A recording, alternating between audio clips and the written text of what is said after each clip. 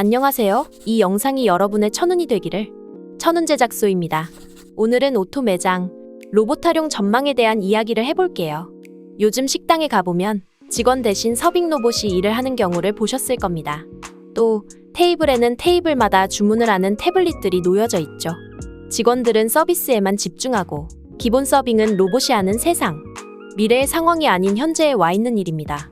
나는 직원들이 서빙해주는 게 좋던데 왜 로봇으로 하나 몰라 주문도 직접 하기 어려워? 나는 오히려 조용하게 앞에 사람에게 집중해서 좋던데. 신기하기도 하고. 아마 여러분들은 이런 인공지능 자동화 식당을 경험할 때 이런 두 가지의 상반된 생각을 하실 겁니다. 어떤 분들은 사람에게 주문하는 것보다 더 편하다. 또 어떤 분들은 사람들에게 주문하는 것보다 더 어렵다. 분명히 로봇을 활용한 스마트한 식당을 원하지 않는 고객들이 있는데도 불구하고 어떠한 강점이 있길래 인공지능을 활용한 식당들이 늘어나고 있는 것일까요? 그 정답은 바로 인건비 절감과 직원의 복지입니다. 아마 인건비 절감은 많은 분들이 예상했으리라 생각합니다. 그런데 복지라니? 직원들에게 무슨 복지가 있는 거지? 자, 일단 직원들에 대한 복지 이전에 식당 사장님 입장을 살펴보겠습니다. 만약 여러분이 30평의 식당을 오픈했다. 그런데 처음부터 손님이 올지 안 올지 모르는 상황이다. 그럼 보통 사장님은 직접 모든 일을 해결하려 할 겁니다.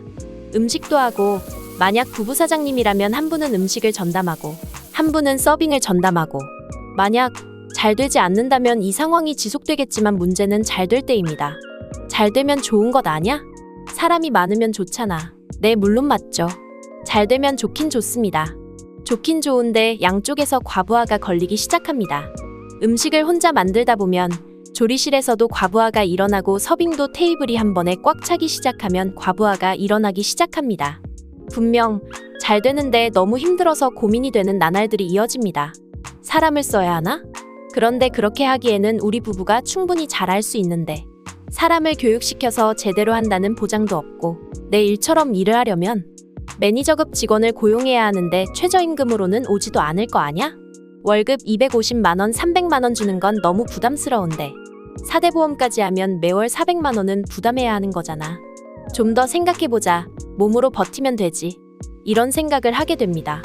이렇게 추가적인 인력이 필요할 때 뽑지 않고 그대로 가게 되면 사람은 체력에 한계가 있는지라 아무리 좋은 성격의 사장님이어도 이 힘듦이 얼굴에 드러나게 되고 우리나라 서비스업의 특성상 이 분위기는 고객들에게 느껴지게 되죠.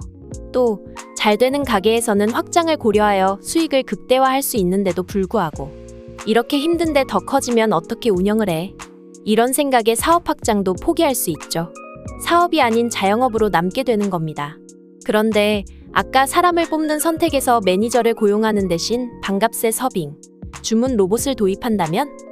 만약 부부 사장님들이 서비스 마인드가 투철하신 분들이라면 주문과 서빙은 모두 로봇에 맡기고 사장님들은 조리와 직원 응대에 최선을 다할 수 있을 겁니다. 좋은 서비스 마인드는 더 많은 고객을 일으킬 거고요.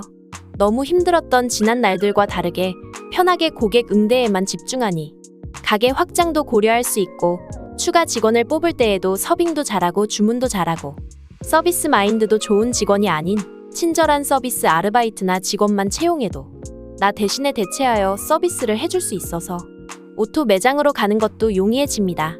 실제로 로봇을 도입한 사장님들이 느낀 공통점은 로봇의 도입은 더 좋은 직원들을 더 쉽게 만들 수 있게 만들어줬고 그로 인해서 나 대신 일할 수 있는 직원들을 고용하여 사업을 키우기 용이했고 지금은 대규모 오토 매장들을 여러 개 운영할 수 있었다는 것입니다. 그런데 예비 사업자분들이나 식당을 운영하시는 사장님들은 이런 고민이 들 겁니다. 로봇 그거 비싼 거 아냐? 비싼 데다가 고장나면 어떡해 해? 사람은 안 맞으면 바꾸면 되지. 비싼 로봇 들여놓고 고물되면 어떡해 해? 맞습니다. 실제로 잘 고민하고 도입하셔야 합니다. 우리나라의 식당 자동화 로봇 시장을 선도하는 기업은 몇 개 없는데요. 선택을 하실 때 가격만 생각하셔도 안 되고 영업사원만 믿어서도 안 됩니다. 철저한 예산 계획과 유지 가능성 또 서비스 계획 등을 고려해서 도입하셔야 하는데요. 다음에 기회가 되면 예산 계획, 유지 가능성, 서비스 계획에 대해 다뤄보도록 하겠습니다. 또 식당 자동화에 뛰어든 업체들의 로봇 비교도 가능하면 해볼게요. 자, 너무 말로만 이야기한 것 같아서 정리 한번 하고 가겠습니다. 식당 자동화는 고객 서비스를 높이는 동시에 운영 효율성을 극대화하는 차원에서 주목받고 있습니다.